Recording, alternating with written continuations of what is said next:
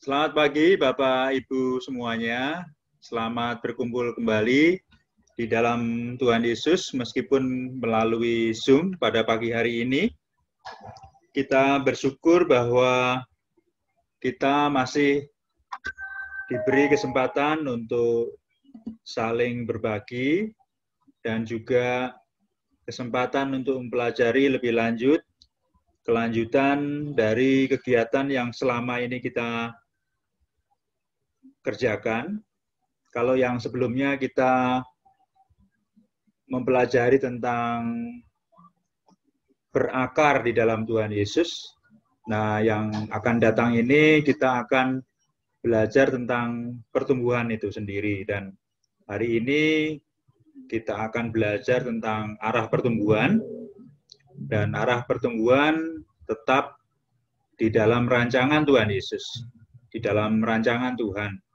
Seperti halnya yang kita ingat di dalam Kejadian, bahwa rancangan Tuhan itu baik dan sungguh amat baik karena kita diharapkan seperti Tuhan sendiri, ya, serupa segambar dengan yang menciptakan kita. Nah, sebelum kita memulai kegiatan kita pada pagi hari ini, bersama-sama kita akan berdoa, ya. Bapa kami yang di surga, Bapa yang kami kenal di dalam Tuhan Yesus, pada pagi hari ini kami mengucap syukur karena Tuhan beri kesempatan untuk berkumpul.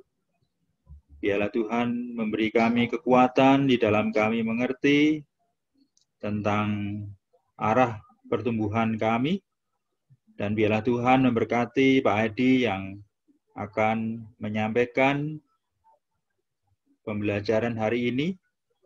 Biarlah kebenaran firman Tuhan dapat kami pelajari dan dapat kami mengerti serta kami terapkan dalam kehidupan kami sehari-hari. Tuhan beserta dengan diri kami. Di dalam Tuhan Yesus kami sudah berdoa. Amin. Silakan Pak Edi. Terima kasih Pak Anton yang memberikan pengantar yang sangat baik untuk kita semua.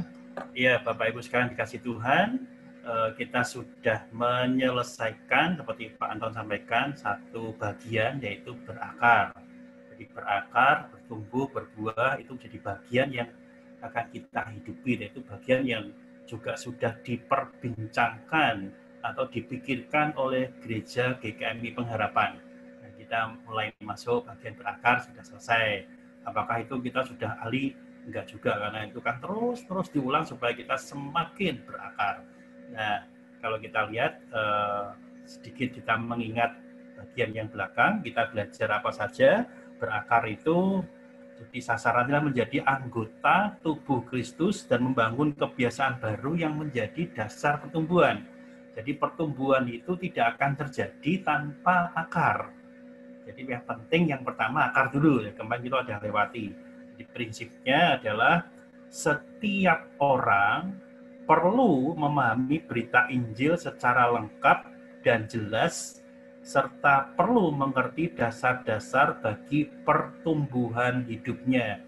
Nah, Bapak Ibu bisa lihat slide di depan, itulah kira-kira yang sudah kita pelajari 10 pelajaran yang lalu. Iya, 10 pelajaran yang lalu.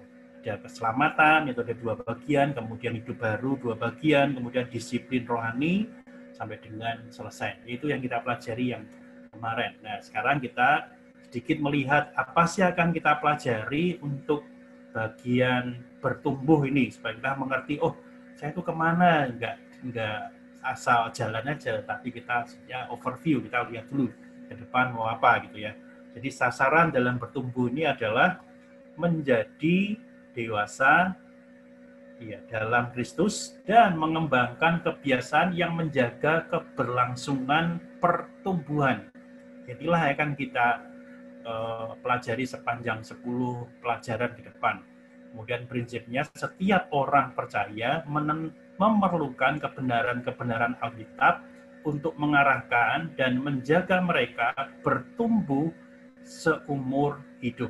inilah yang kita lakukan. Jadi Bapak Ibu sekalian, saya sudah berbincang dengan Pak Anton tadi, khususnya untuk materi-materi yang kita pelajari. Nah, ini kita lihat di depan, pertumbuhan itu ada 3 macam, arah pertumbuhan yang hari ini kita pelajari, kemudian sarana pertumbuhan dan hambatan pertumbuhan.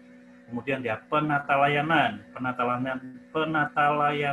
yang setia dan bertanggung jawab, kemudian penata layan yang atas waktu, kemudian penata layanan atas harta.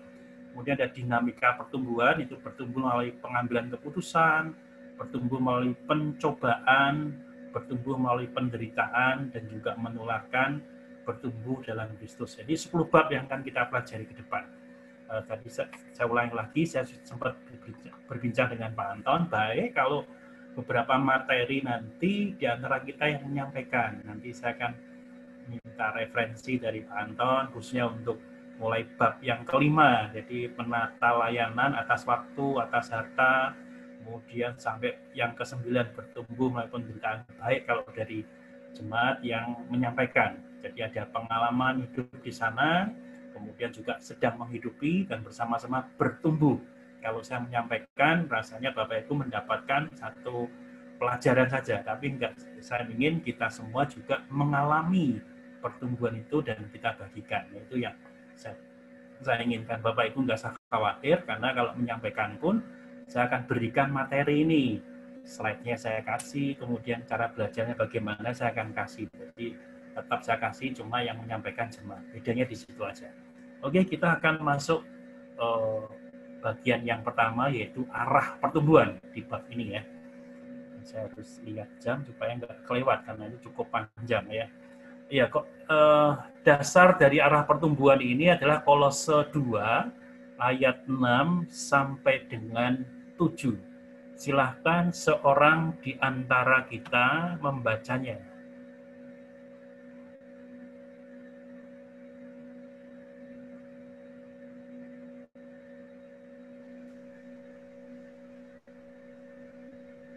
Di unmute dulu, langsung dibaca. Silakan. Kamu telah menerima Kristus Yesus Tuhan kita. Karena itu hendaklah hidupmu tetap di dalam Dia.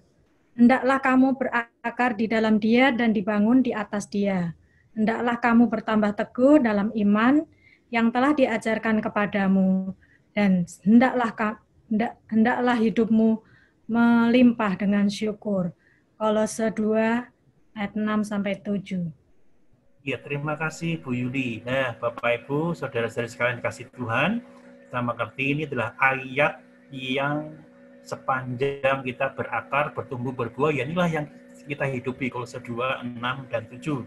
Ada beberapa kata penting di sana, berakar, kemudian dibangun, kemudian bertambah teguh. Itulah yang kita hidupi.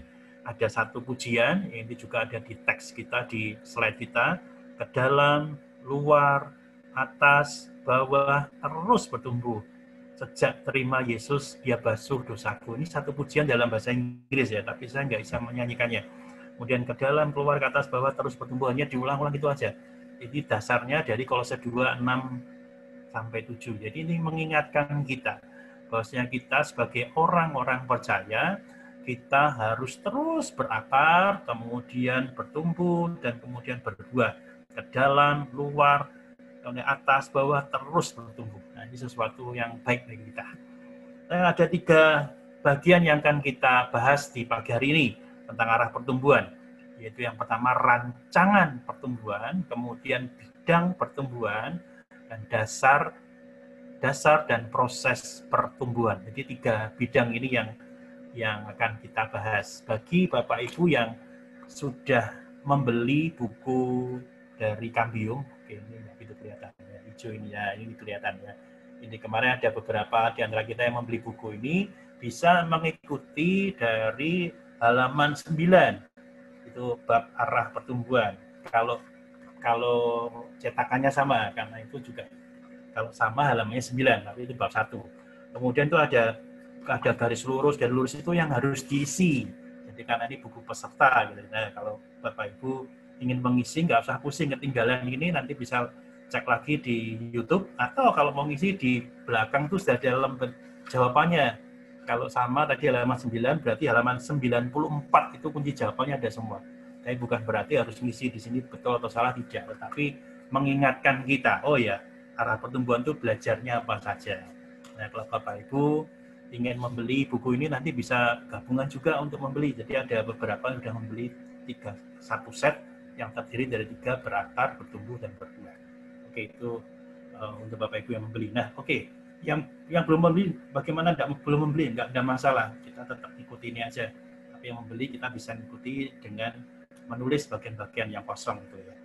Oke, rancangan pertumbuhan di bagian yang pertama. Nah, Bapak sekalian, ada beberapa bagian juga di bagian ini. Rancangan Tuhan dalam penciptaan. Jadi ketika kita belajar tentang rancangan pertumbuhan, ini rancangan Tuhan itu yang seperti apa? Rancangan Tuhan yang seperti apa? Nah, kita lihat 3 bagian. Yang pertama adalah rancangan Tuhan dalam penciptaan.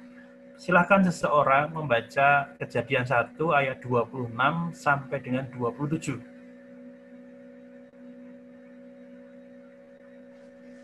Saya yang baca. Akan. Firmanlah Allah, baiklah kita menjadikan manusia menurut gambar dan rupa kita. Maka Allah menciptakan manusia itu menurut gambarnya. Menurut gambar Allah diciptakannya dia. Laki-laki dan perempuan diciptakannya mereka. Kejadian 1, 26 sampai 27. Terima kasih Bu Bambang. Nah, Bapak Ibu sekalian, jadi rancangan Tuhan dalam penciptaan ini, Kejadian 1, 26 sampai 27, sejaknya mengingatkan kita bahwa kita itu diciptakan segambar dan serupa. Ada proses-proses di dalamnya di mana Tuhan itu dari kita di tanah liat, kemudian Tuhan mengembusi tanah liat, membentuk dan mengembusi, jadilah kita. Bukan hanya jadi seperti yang lain, tetapi yang istimewa kita itu jadi seperti Tuhan. Ini yang mirip, segambar dan serupa dengan Tuhan. Bukan jadi Tuhan, bukan, tapi seperti Tuhan, segambar dan serupa dengan Tuhan. Jadi manusia diciptakan dengan keberadaan yang mencerminkan siapa Tuhan yang menjadi pola rancangan mereka. Jadi kalau kita lihat gambar itu, kalau menjadi pola itu jadi tepat ya. Oh, ini Tuhan ingin menciptakannya itu seperti Tuhan sendiri. Wah, jadi persis dia gambar diri sendiri, dan kemudian terjadilah yang disebut dengan manusia. Jadi sangat istimewa, yang mencerminkan siapa penciptanya. Jadi Bapak Ibu sekalian, siapapun kita itu adalah segambar dan serupa. Jadi rancangan Tuhan dalam penciptaan itu sekali lagi keserupaan dengan Tuhan. Tapi kemudian kita lihat rancangan Tuhan di dalam penciptaan ini, kita lihat dalam Roma 3 ayat 23. Silahkan seorang lagi membaca bagian ini.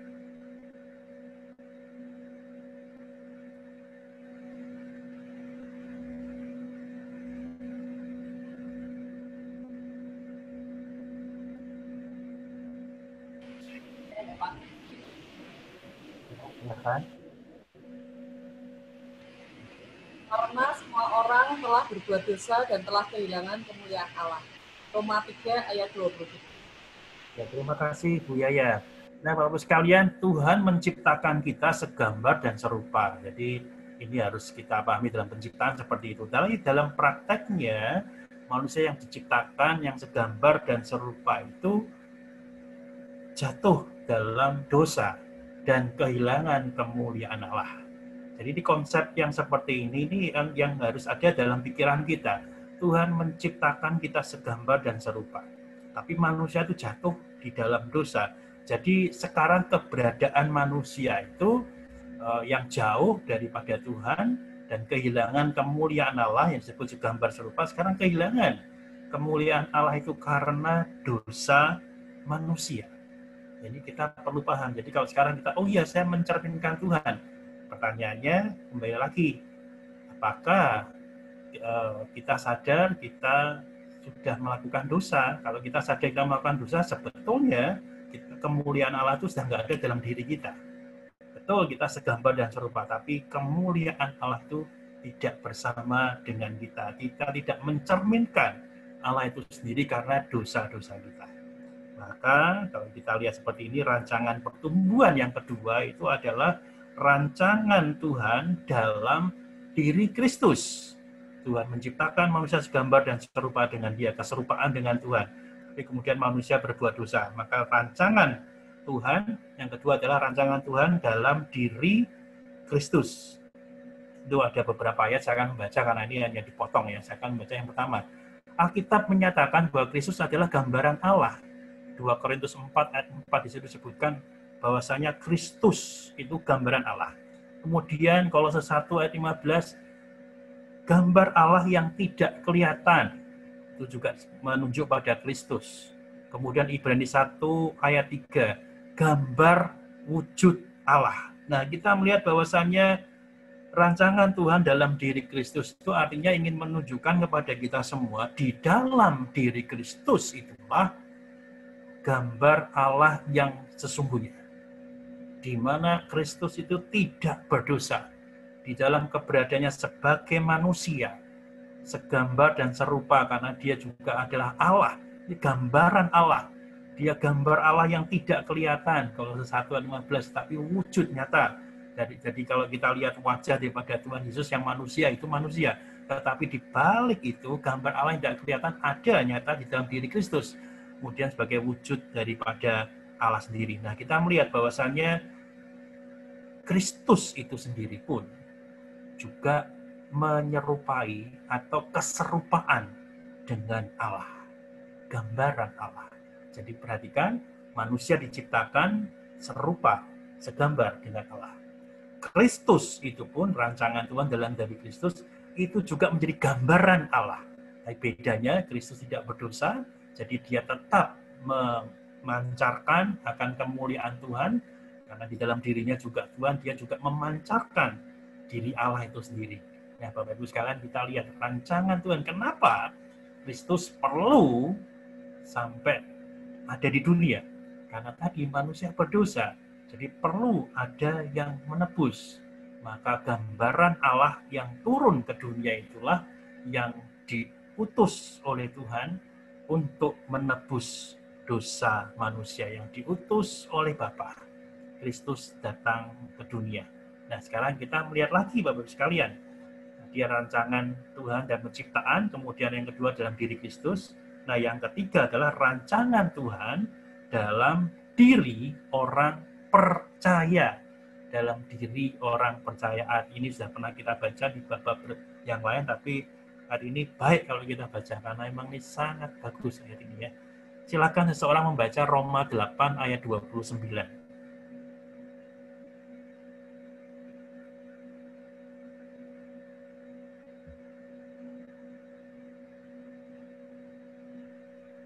Sebab semua orang yang dipilihnya dari semula, maka tentangnya dari semua untuk menjadi serupa gambar anaknya, supaya anaknya itu berhenti seluruh di atas baik saudara. Ya, terima kasih Bu Sumaryati. Nah, Bapak Ibu sekalian, kalau yang penciptaan itu secara umum gitu ya. Kemudian manusia jatuh dalam dosa, perlu ada rancangan Tuhan dalam diri Kristus untuk menyelamatkan kita. Tapi sekali lagi catatannya itu adalah keserupaan dengan Allah. Nah, secara khusus rancangan Tuhan dalam diri orang percaya, kami juga menekankan di dalam Roma 8 ayat 29 ini. Perhatikan, untuk menjadi serupa dengan gambaran anaknya. Jadi secara khusus ini bicara pada orang-orang percaya. Orang-orang percaya itu siapa? Ya kita. Orang-orang yang mempercayai Tuhan. Orang-orang yang mempercayai Kristus. Nah, kita di dalam rancangan Tuhan itu supaya kita serupa dengan gambaran Tuhan Yesus. Jadi Bapak Ibu saya perhatikan kata serupa yang diulang 3 bagian ini.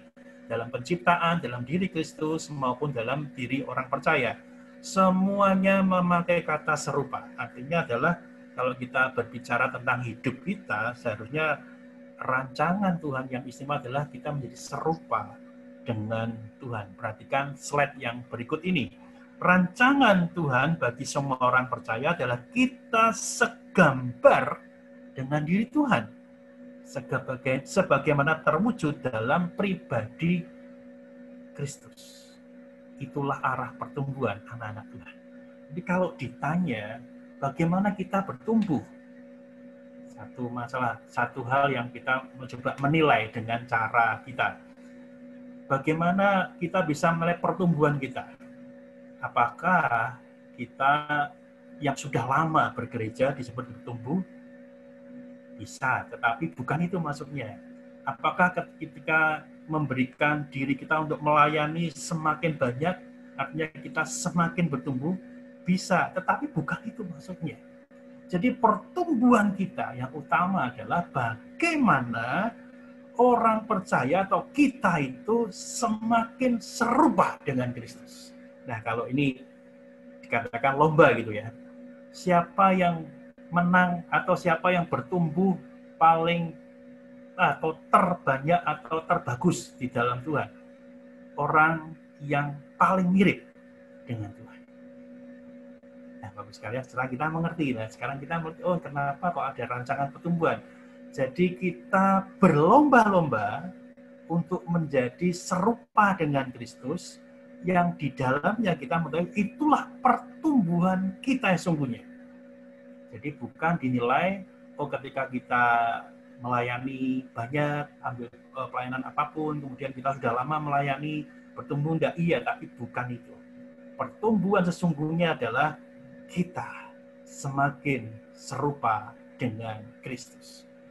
Ya, saya sangat diberkati ketika hal ini terus saya sampaikan di dalam pelajaran-pelajaran yang disampaikan beberapa kelas yang sudah saya pimpin. Saya merasa bahwasanya serupa dengan Kristus itulah saya bertumbuh. Maka tidak sangat berkaitan erat dengan tema yang berakar tadi. Berakar sebelumnya kita pelajari bagaimana kita waktu teduh, bagaimana kita berdoa, kemudian kita mendalami firman, bersaksi dan bersekutu, itu akar yang dalam. Tapi hal-hal itu yang akan mendorong kita sadar tidak sadar kita semakin serupa dengan Tuhan. Kita mencintai firman-Nya, kita merenungkan firman-Nya dan kita melakukan, artinya pertumbuhan itu semakin dekat dan semakin nyata dalam diri kita karena kita semakin bertumbuh di dalam Kristus. Orang seringkali terbias atau terkamuflase. Oh, gereja itu besar. Gereja di mana gereja A atau gereja B itu besar, berarti mereka bertumbuh. Ya, satu sisi. Tapi bukan itu sekali lagi. Itu iya bagian pertumbuhan jelas dari gereja, bangunan kecil menjadi bangunan besar. Dari jumlah jemaat yang kecil sedikit menjadi banyak, itu pertumbuhan, tidak bisa dipungkiri. Tetapi yang dimaksud di sini adalah pertumbuhan itu serupa dengan Kristus. Semakin kita serupa dengan Kristus, dikatakan kita itu bertumbuh. Iman kita bertumbuh di dalam Kristus. Max Lucado dalam bukunya Just Like Jesus ya, yang dikutip oleh Kambim ini bagus. Tuhan mengasihi kita apa adanya, tetapi Dia tidak membiarkan kita seadanya. Dia akan mengubah kita menjadi seperti Kristus. Bagus ya kutipan daripada Max Lucado ini. Tuhan mengasihi kita itu apa adanya, tetapi Dia tidak membiarkan kita seadanya. Tuhan akan mengubah atau Dia berkeinginan supaya kita itu menjadi seperti Kristus. Jadi Tuhan mengasihi kita itu ditunjukkan dengan keinginan, kerinduan Tuhan mengubah kita atau menjadikan kita serupa dengan Dia. Jadi kasih daripada Tuhan itu dinyatakan dengan keserupaan yang terus di dalam diri kita kepada Dia. Pertumbuhan yang terus-menerus di dalam diri kita menjadi serupa dengan Dia. Disitulah Max Lucado bisa melihat itulah kasih Tuhan dan karya Tuhan di dalam hidup kita. Tuhan ingin kita seperti Dia. Nah, kita sudah sampai bagian ini rancangan Tuhan. Sekali lagi ingat ada 3 bagian.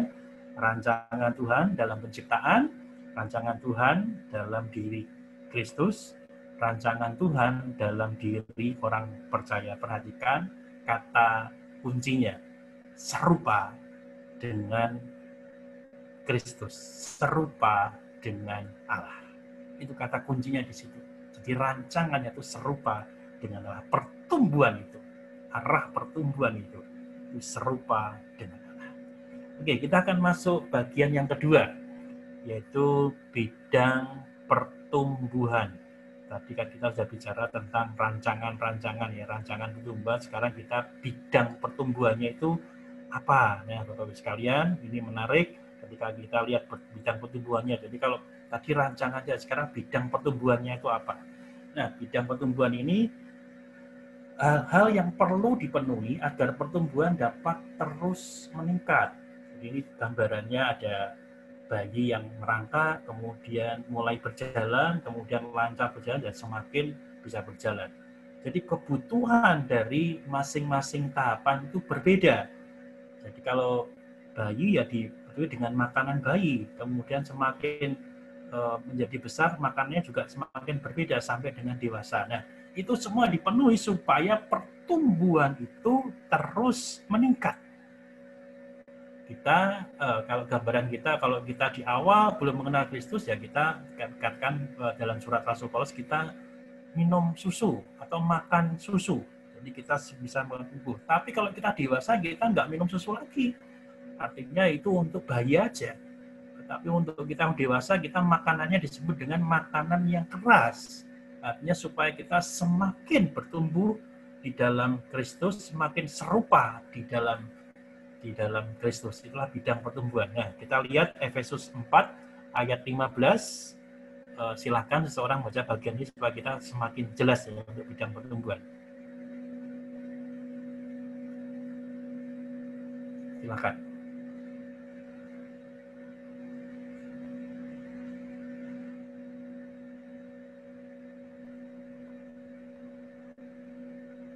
Dengan teguh berpegang pada kebenaran, di dalam kasih kita bertumbuh di dalam segala hal ke arah Dia, Kristus yang adalah kepala.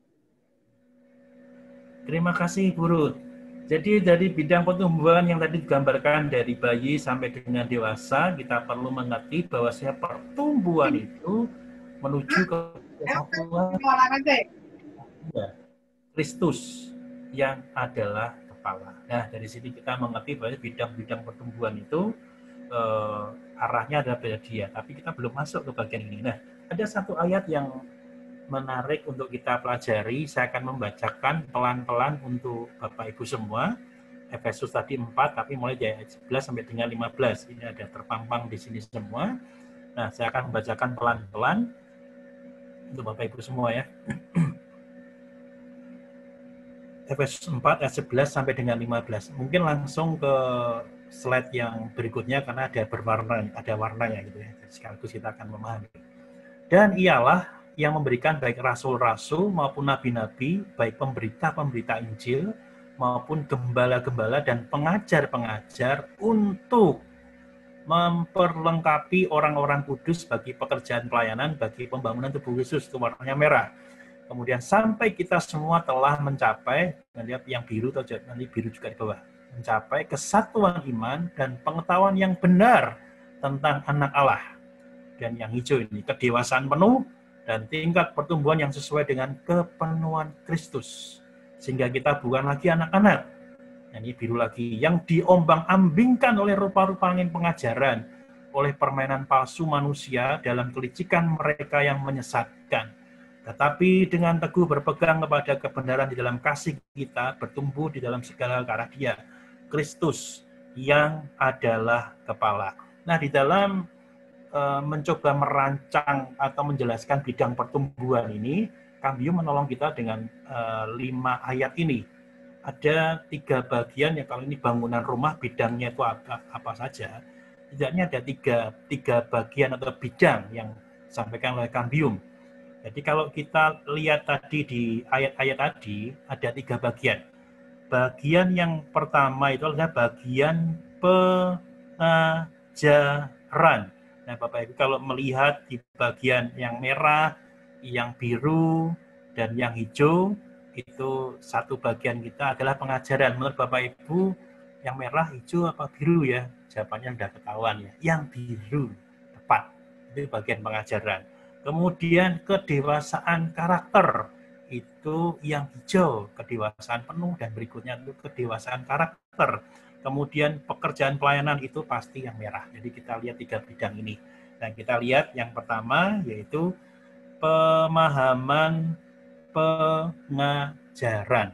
Pemahaman pengajaran. Jadi kita akan lihat di bidangnya gitu ya. Pemahaman pengajaran. Bapak Ibu yang punya buku, nanti di bagian buku itu ada namanya spiritual check up. Nah, itu bisa nanti diisi. Karena Bapak Ibu tidak punya buku, nanti saya akan pandu bagaimana kita akan mengisi. Nah, ini kita akan lakukan yang sederhana, gitu ya.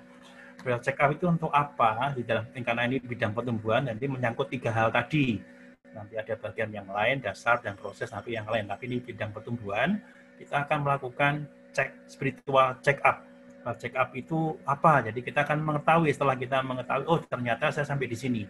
Oh iya, jadi itulah spiritual check up. Jadi bukan hanya fisik kita yang atau kesehatan kita yang di check up, tetapi ini adalah spiritual check up. Jadi sesuatu yang menarik.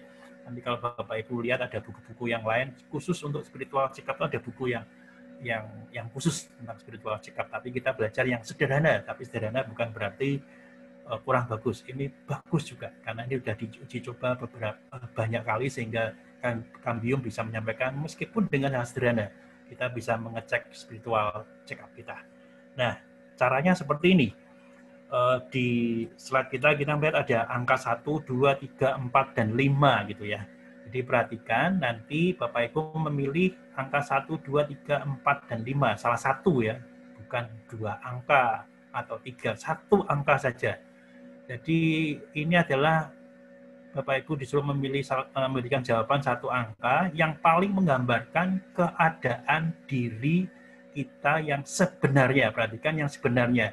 Yang ada pada kita saat ini, bukan yang lalu atau yang akan datang.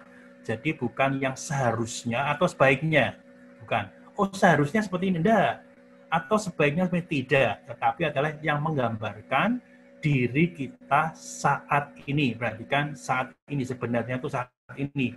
Bukan yang lalu atau yang akan datang, tetapi sekarang gitu ya. Kalau sekarang kita yang pertama tidak melakukan, tidak gelisah, ya kita tulis nomor 1. Kemudian yang kedua tidak melakukan, tapi gelisah, nomor 2.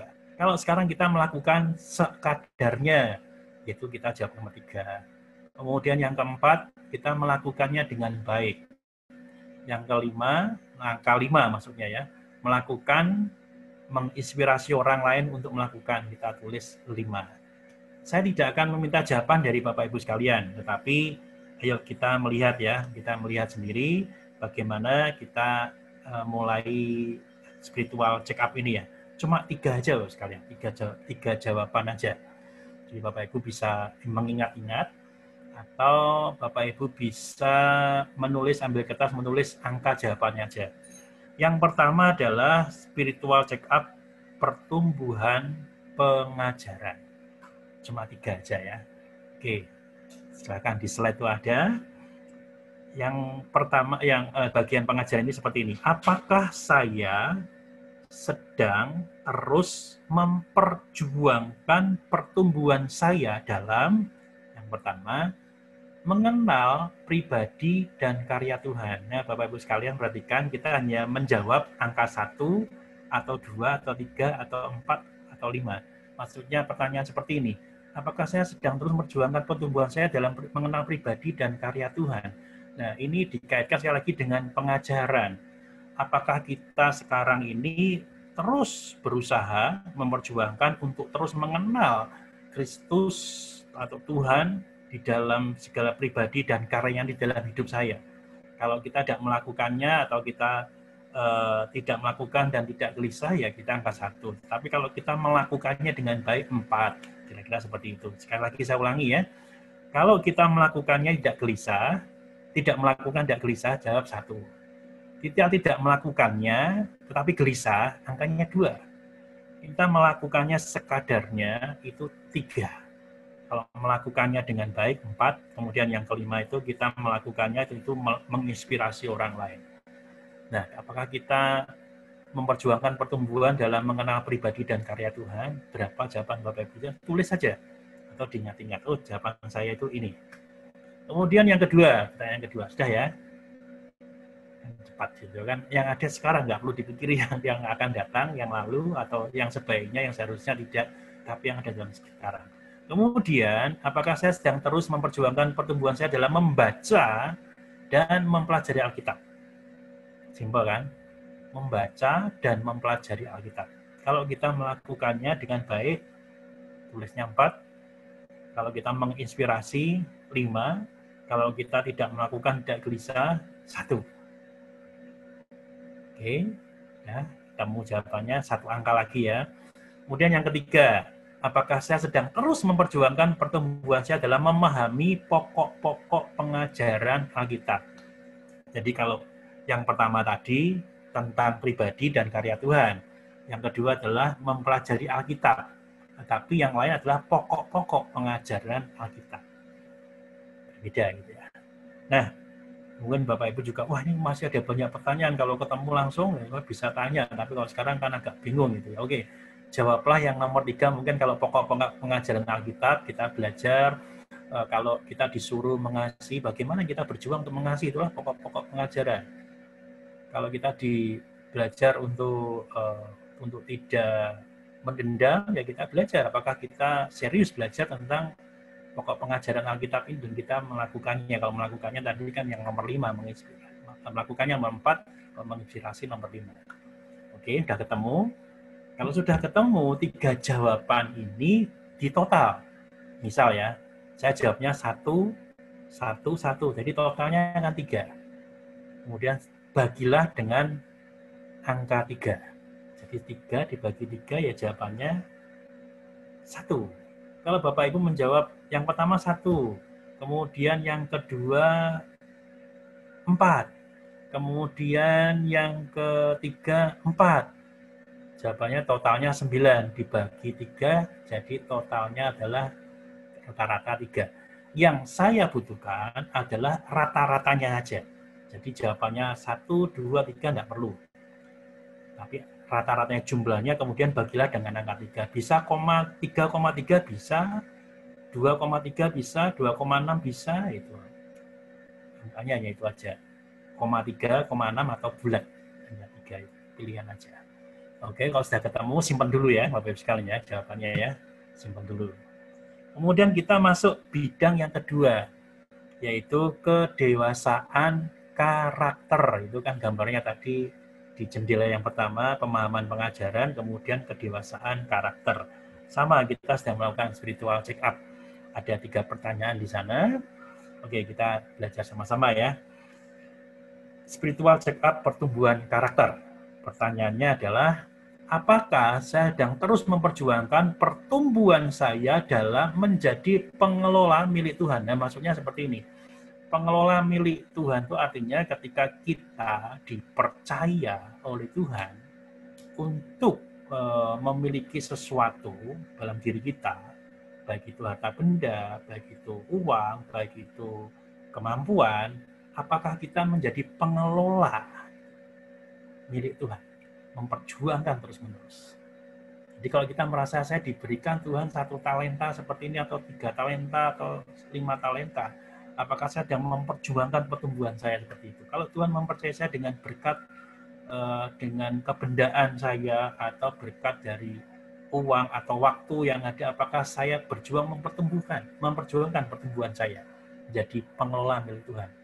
Sekali lagi jawaban yang pertama, nomor 1 atau angka 1 adalah kalau saya tidak melakukan, tidak gelisah, 1. Tidak melakukannya tapi gelisah, itu nomor 2. Melakukannya tapi sekadarnya, saya punya talenta seperti ini, ya udahlah saya lakukan tapi sekadarnya, jawablah 3. Tapi kalau melakukan dengan baik, saya punya nih 3 talenta, saya melakukan dengan baik, yaitu angkanya 3. Oh, saya diberkati Tuhan dan saya tahu bahwa saya diberkati Tuhan, saya harus salurkan, saya bagikan untuk gereja atau untuk siapapun juga. itu melakukan dengan baik. Tapi kalau menginspirasi itu 5.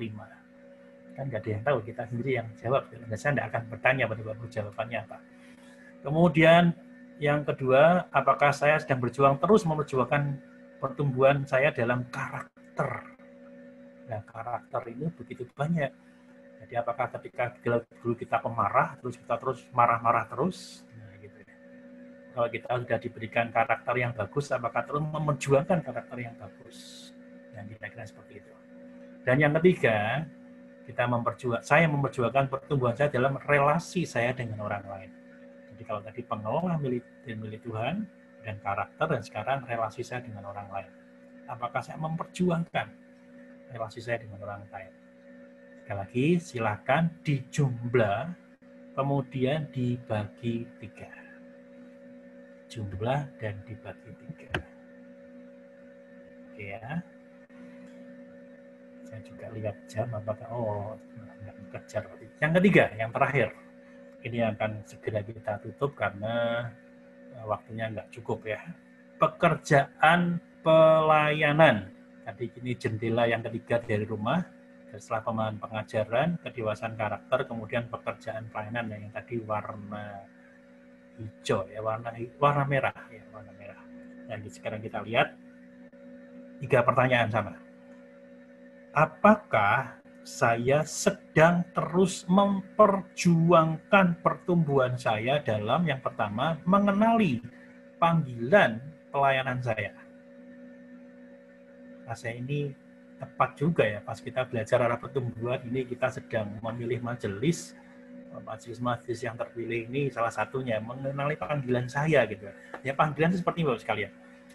Bukan berarti setiap hal yang kita merasa bisa melakukannya, kita serius kita lakukan itu semua. Tidak.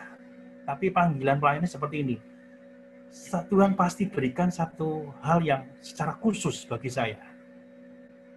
Di antara banyak, kalau kita melakukan banyak panggilan pelayanan. Oh ternyata yang spesial ini, Tuhan ingin saya mengerjakan bagian ini. Dengan seperti itu, kita mengenali panggilan pelayanan. Kalau kita serius tentang pertumbuhan ini, ya nomor 4. Tapi kalau saya melakukannya sekadarnya ya 3 gitu. Kalau saya tidak melakukannya, saya sudah mengenali tidak melakukannya dan tidak gelisah nomor 1. Tapi kalau yang kita lakukan menginspirasi nomor 5.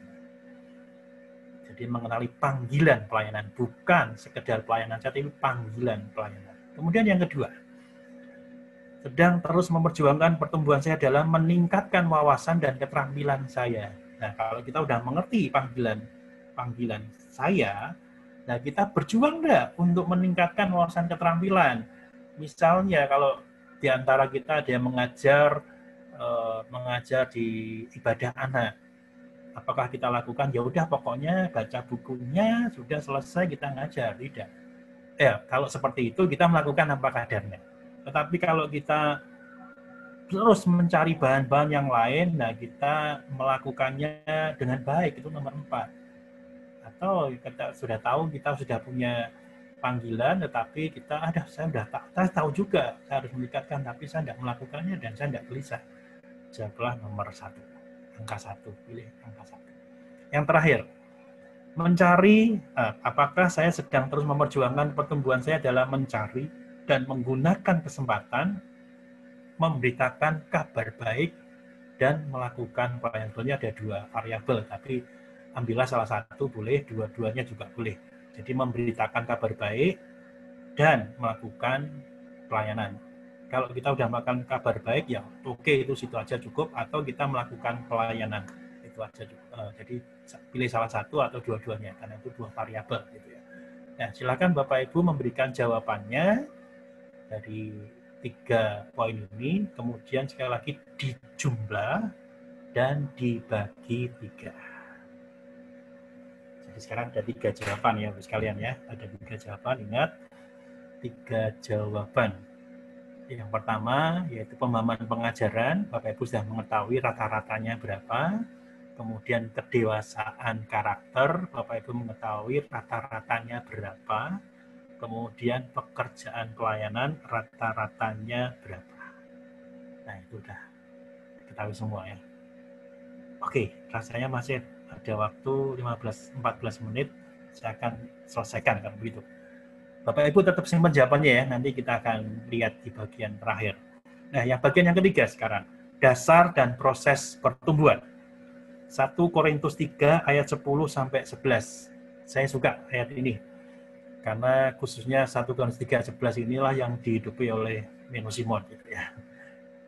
Ya, silakan seorang dari antara kita membaca ayat ini.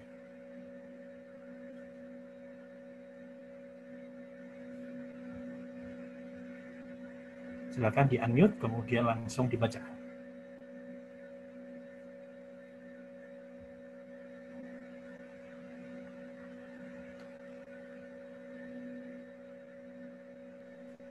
Saya aja ya Pak ya. Silakan. Sesuai dengan kasih karunia Allah yang dikaruniakan kepadaku, aku sebagai seorang ahli bangunan yang cakap telah meletakkan dasar dan orang lain membangun terus di atasnya. Tetapi tiap-tiap orang harus memperhatikan bagaimana ia harus membangun di atasnya. Karena tidak ada seorang pun yang dapat meletakkan dasar lain daripada dasar yang telah diletakkan, yaitu Yesus Kristus. Terima kasih Bu Yuli. Nah, Bapak Ibu perhatikan bahwasanya tadi kan bidang pertumbuhan, kita mau tahu ada jendela-jendela yang coba atau pintu-pintu yang bukan bagi kita. Tapi dalam sebuah bangunan kita ingat bahwasanya ada bagian-bagian yang tidak kelihatan. Jadi meskipun ini kita bidang pertumbuhan, tetapi diingatkan ada dasar pertumbuhan. Jadi dasar pertumbuhan sebenarnya kita seperti balik lagi ke bagian berakar. Makanya saya akan cepat aja bagian, karena ini bentuknya rumah, kita akan coba penuhi. Jadi ini mengandung juga bagian daripada berakar. Yang tadi 1 Korintus 3 ayat 10 sampai 11 itu adalah pribadi dan karya Kristus. Pribadi dan karya Kristus. Nah, Bapak Ibu sekalian perhatikan kalau kita melihat bagian ini, dasar pertumbuhan tidak ada yang lain selain daripada pribadi dan karya Kristus. Keserupaan dengan Kristus yang ada dinyatakan pribadi dan karya Yesus dalam diri kita. Tidak ada dasar lain. Jadi kalau kita bertumbuh di dalam pemahaman pengajaran, kedewasaan karakter, dan pekerjaan, ingat dasar pertumbuhannya itu adalah ada di dalam pribadi dan karya Kristus. Kemudian yang kedua ada di dalam Yohanes 15 ayat yang keempat. Silakan seorang membaca bagian ini. Di slide sudah tampil, tinggal baca aja. Silakan Bapak Ibu, salah seorang dan kita. Saya baca ya Pak. Silakan. Yohanes 15 ayat 4. Tinggallah di dalam aku dan aku di dalam kamu. Sama seperti ranting tidak dapat berbuah dari dirinya sendiri kalau ia tidak tinggal pada pokok anggur. Demikian juga kamu tidak berbuah jikalau kamu tidak tinggal di dalam aku. Terima kasih Bu Priscilla. Jadi Bapak Ibu sekalian, ingat sebuah bangunan kita mencoba melihat dengan cara ini, cara bangunan. Yang kelihatan jelas tadi yang pertumbuhan, tapi bagian yang tidak kelihatan atau itu gambarnya kan warna coklat muda ya, yang di atas kan biru, jadi yang kelihatan yang coklat muda itu pribadi dan karya Yesus. Tapi kita perlu ingat seperti anggur, pemahaman tentang anggur itu tentang anggur dan ranting-rantingnya pokok anggur yang benar itu ya. Bagaimana itu bisa bertumbuh kalau itu juga punya dia melekat atau dia bukan nempel, dia melekat tidak menjadi satu, tetap tinggal di dalam pokok anggur itu. Kalau lepas artinya ya udah selesai gitu. Nah, kita perlu ingat bahwasanya pertumbuhan itu dasarnya adalah karena kita punya hubungan pribadi dengan Tuhan. Jika kita bertumbuh tapi kita tidak punya hubungan pribadi dengan Tuhan, jelas arah pertumbuhan itu salah. Jangan-jangan kita bertumbuh tetapi bukan serupa dengan Tuhan, dan saya pastikan tidak serupa dengan Tuhan karena kita tidak punya akar yang bagus, yaitu hubungan pribadi dengan Tuhan. Dasar pertumbuhannya keliru, maka pertumbuhan kita bisa keliru. Maka jangan heran, dan saya pikir Bapak Ibu juga sudah bisa memahami ini, bila banyak atau banyak itu kata kewenangannya nggak tahu ya, ada orang-orang Kristen seperti itu lebih tepat. Ada orang-orang Kristen yang katanya Kristen tapi ternipu, tapi tetap melakukan tidak baik, bahkan jadi batu sandungan bagi orang lain. Kenapa? Karena ya kita lihat dasar pertumbuhannya tidak punya hubungan pribadi dengan Tuhan. Maka penting bagi kita di pagi hari ini untuk melihat bahwasanya dasar daripada pertumbuhan itu adalah pribadi dan karya Kristus yang sudah menebus kita, dimana kita berusaha untuk serupa dengan Dia dari pribadi dan karya Yesus, tapi setelah itu kita punya hubungan pribadi dengan Tuhan.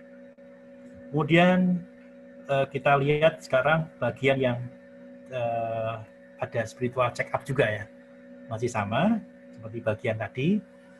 Jawaban 1, kalau tidak melakukan tidak gelisah 1, tidak melakukan tapi gelisah itu 2, melakukan sekadarnya 3, melakukan dengan baik 4, melakukan menginspirasi itu 5. Ya. Oke, kita akan cek ya, ini kan tentang pertumbuhan kerohanian sekarang, bukan yang ini khususnya untuk hubungan pribadi dengan Tuhan gitu ya. Apakah saya sedang terus memperjuangkan pertumbuhan saya dalam yang pertama memiliki dan memelihara kerinduan dan kehausan akan Tuhan? Jadi saya rindu dan haus akan Tuhan. Rindu saja boleh, haus akan Tuhan boleh. Rindu dan haus akan Tuhan boleh. Dipahami dua-duanya. Kemudian yang kedua, memiliki dan memelihara persekutuan dengan Tuhan melalui firman. Baik lagi kan, seperti di bagian awal firman gitu. Tapi ini untuk spiritual check up kita. Kemudian yang ketiga, memiliki dan memelihara persekutuan dengan Tuhan melalui doa. Jadi kalau boleh dikatakan yang pertama itu waktu teduh, kemudian firman, kemudian doa. Bagaimana kita memperjuangkan bagian itu? Tentu Bapak Ibu lebih mudah menjawabnya daripada yang berikutnya. Tapi karena kita udah belajar waktu teduh, firman, dan doa. Silahkan dijawab di total, kemudian dibagi 3. Nah, sekali lagi, Bapak Ibu sekalian, di bagian yang terakhir banget, semoga saya nggak melebihi waktu, masih 7 menit ya. Kita lihat proses pertumbuhan ada di dalam 2 ayat, Lukas 8:15 dan Matius 13 ayat 23. Silakan seseorang bisa merespon dengan cepat membaca 2 ayat ini.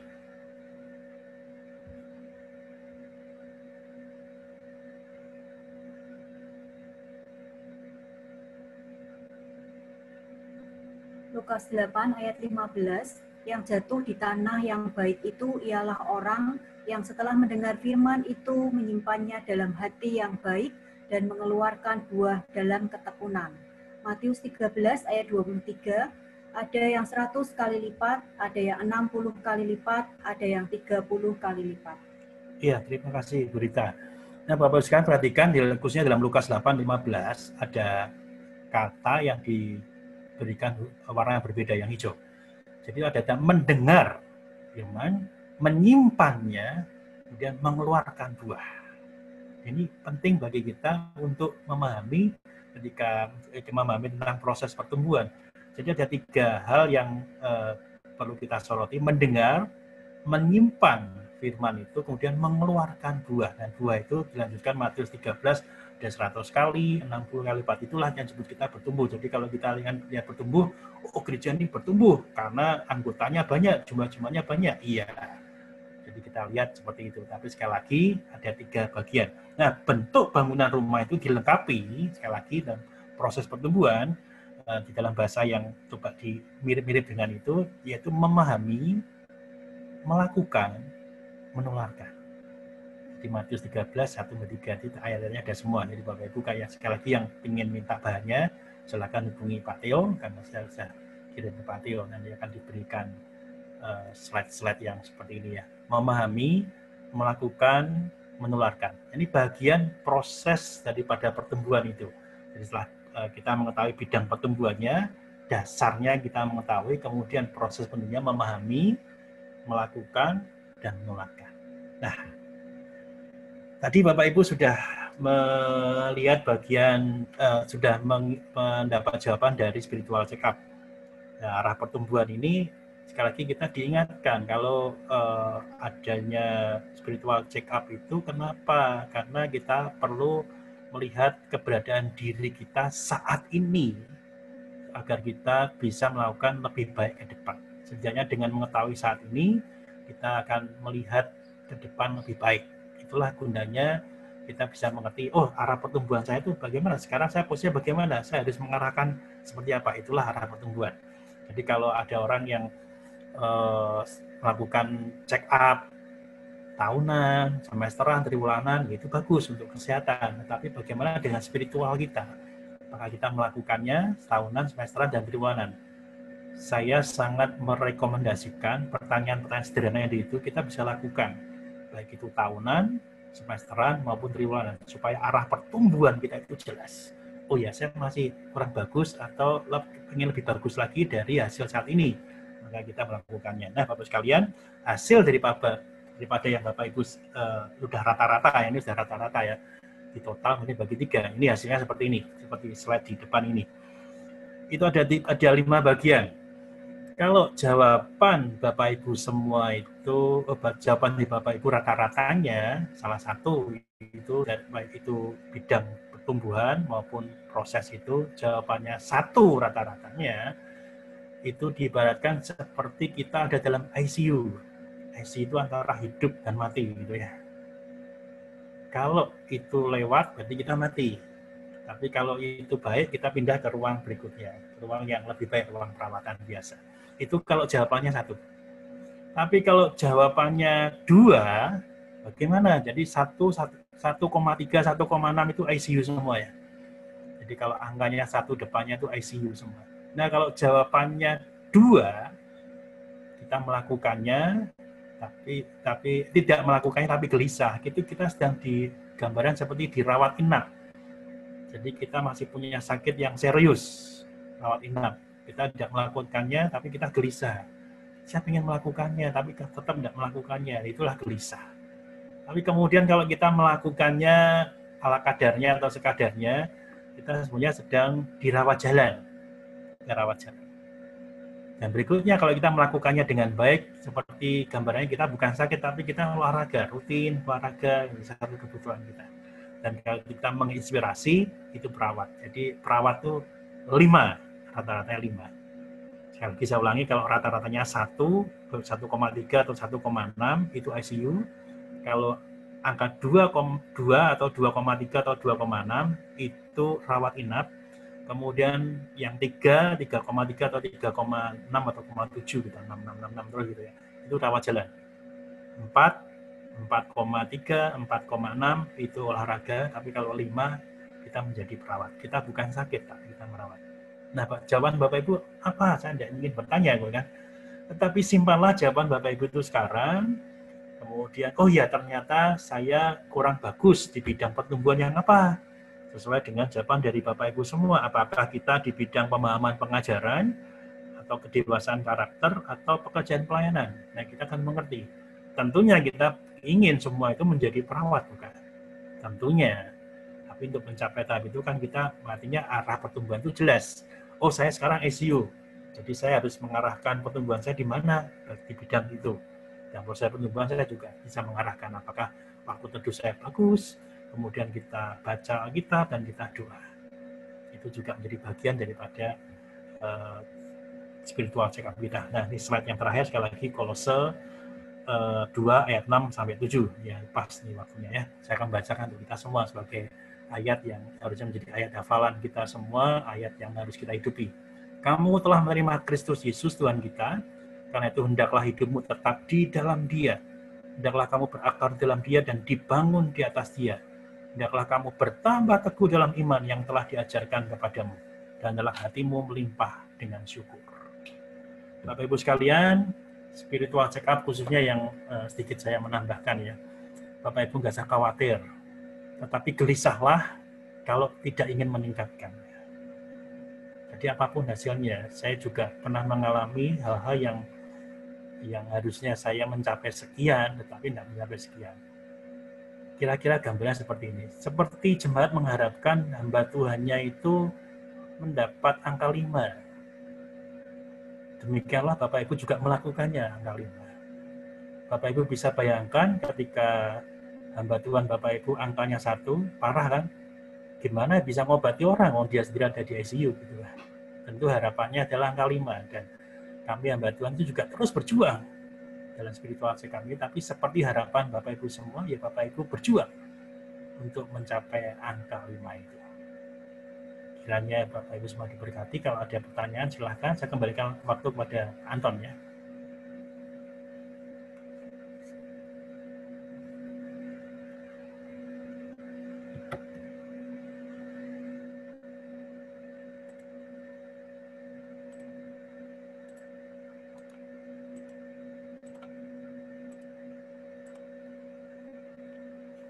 Ya, silakan saya kembalikan waktu pada Pak Anton. Kalau ada pertanyaan ya bisa dipimpin.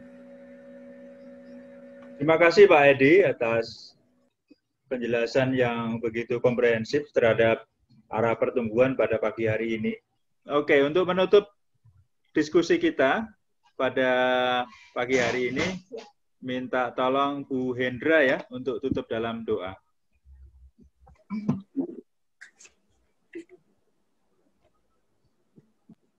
Mari kita satukan hati untuk berdoa. Bapa kami yang di surga, kami sungguh mengucap syukur ya Tuhan untuk waktu yang begitu indah, walaupun kami melalui Zoom Tuhan, tapi kami boleh mendapatkan pengajaran yang begitu baik mengenai pertumbuhan iman kami Tuhan. Terima kasih Tuhan, biarlah kami boleh menjadi pelaku-pelaku firman-Mu Tuhan, untuk semakin hari kami boleh semakin mengenali Tuhan sebagai juru selamat kami boleh semakin dekat dengan Engkau ya Tuhan, menyerupai Kristus ya Tuhan di dalam diri kami. Biarlah kami senantiasa ya Tuhan boleh mencerminkan Kristus di dalam kehidupan kami ya Bapa. Terima kasih Tuhan, kiranya Tuhan memberkati Pak Edi dengan hikmat-Mu yang semakin bertambah-tambah ya Tuhan, karena begitu banyak yang harus diajarkan kepada kami sebagai jemaat-Nya. Terima kasih Tuhan, kiranya Tuhan memberkati Pak Edi beserta dengan keluarganya dan juga pelayanan-pelayanannya ke depan. Terima kasih Tuhan untuk waktu di mana kami bisa belajar bersama. Kami menyerahkan kegiatan kami selanjutnya di dalam pimpinan dan penyertaan Tuhan sepanjang hari ini. Hanya di dalam nama Tuhan Yesus kami berdoa. Amin.